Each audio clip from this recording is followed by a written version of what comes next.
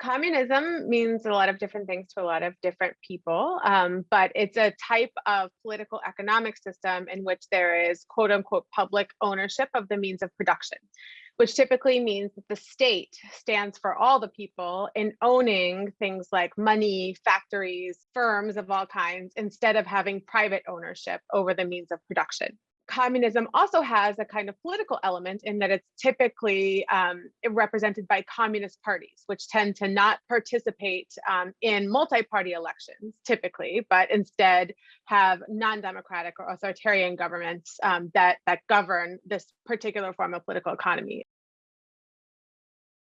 Well, yes and no. So, of course, there's not only state ownership over all business in China. The state does own a lot of businesses in China, and there's a lot of state influence over business in China. But in the last 40 years in China, in particular, there is a vast privately owned economy. So, hundreds of thousands, millions of firms that are owned not by people in the state or the government and people who have nothing to do with the state and the government, but people who are private citizens who own their own business. And so there's a huge, what we would call market economy that looks a lot like the kind of economy we have in the United States or elsewhere in China.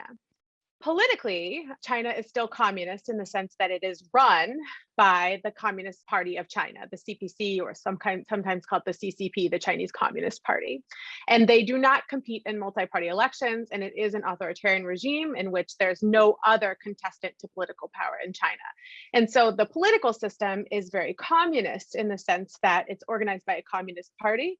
But the economic system is much more hybrid in that there's both state ownership in the Chinese economy and there's private ownership. The Chinese state's interaction with the non-state owned firms, so the privately owned firms, is changing all the time in China. It's always kind of been in flux and it's changing all the time. So recently, we've seen a number of changes in the Chinese economy. It used to be that private companies kind of were able to do whatever they needed to do to survive. They made their own decisions about their investments and about the kinds of businesses they participated in. But very recently, the Chinese government has taken a much stronger role in saying to private firms, especially very large ones, you can do this, you cannot do this. Nonetheless, the vast majority of Chinese firms continue to be smaller scale firms, even the ones that are producing things that, I could pick up in my room and hold in my hand here and say, this is made in China. Most of those things are made by companies that are smaller scale that continue to have nothing to do with the Chinese government itself.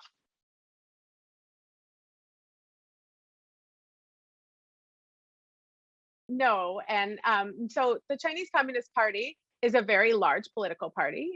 It's the largest political party in the world. About 1 in every 12 Chinese citizens is a member of the party, which, if you do the math, makes for quite a large number of people. And the reasons that they join the party can be many. Some of them, believe in communism the way that we might have thought of communism 50 years ago. Others just want to be close to power. Others want to know more information about what's going on with the government. And others have idealistic ideas about how to change society, and joining the Communist Party is the only way to do it. And so they have, much different reasons from each other, from what we might think, for joining the Communist Party. It is true that a lot of people, especially even private business owners in China, are members of the Chinese Communist Party, which is kind of ironic if you think about it, being an entrepreneur and a capitalist, and yet you're a member of a communist political party. But in 2001, the CCP changed to say entrepreneurs are welcome in the party. And so it's a big tent, as we might say, for who gets to be part of the Chinese Communist Party. But increasingly, especially under Xi Jinping, it's a narrower set of goals that the CCP actually stands for. And that could include, and is starting to include, things like common prosperity and less inequality, more equality in Chinese society, which kind of harkens back to an old definition of communism that, again, we haven't heard much about in the last 40 years.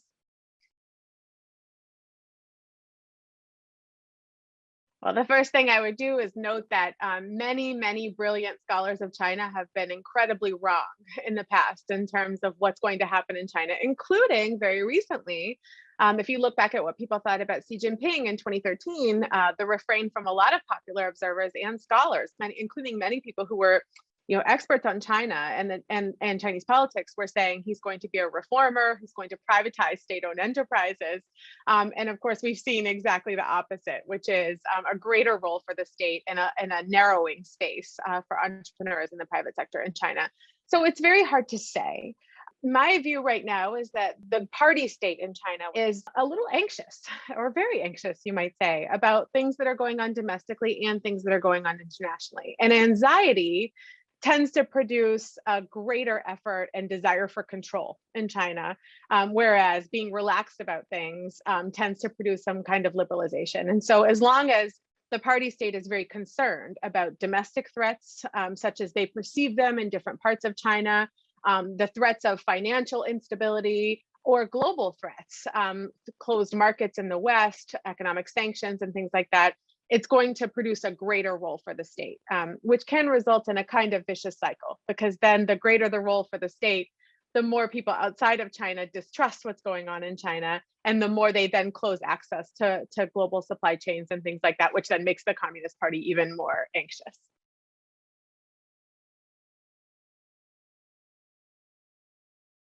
My sense is that when people talk about communist China and the communist government in China, they're trying to underscore the political distance between China's system and the system that we're familiar with in the United States, where we do have multi-party elections and we do embrace private ownership over most of the economy, right? And so it's interesting because even though China's always been communist, actually, it's never not been communist since 1949. It's been communist. The Chinese Communist Party has been in charge, for more than 70 years now. And so the entire time, right, it's been communist, but only recently have people like to call it communist China when they talk about it. And partly that's because I think many in the United States are disappointed with the direction that China has taken. They sort of thought that integrating China into global networks or investing in China or opening markets to China would somehow generate a system that looks more like our system. And it hasn't done that. Whether it was ever going to do that is beyond the scope of what I can talk about right now, but it hasn't done that. And so I think they're saying communism as a way to make sure that people know that from their view, China is a system that's very different from our system.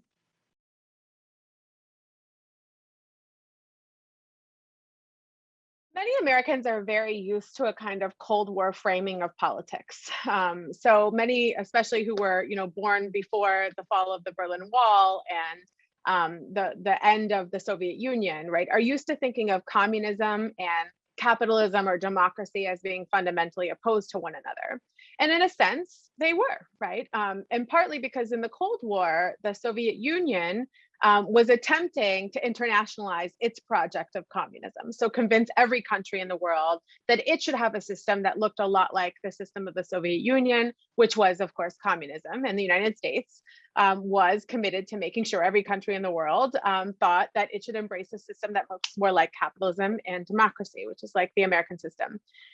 It is not my view at all, and I think most people would agree, that China wants to turn anyone into looking like China. In fact, I think that if we look at most of the propaganda that the party state itself puts out, it's about China being unique, China being its own model, and it's not really available for export for a variety of reasons that have to do with China's population size, its history, its historical endowments with different things, but it doesn't want the whole world to look like China. So this idea that we necessarily have to be in conflict with China because of their different system.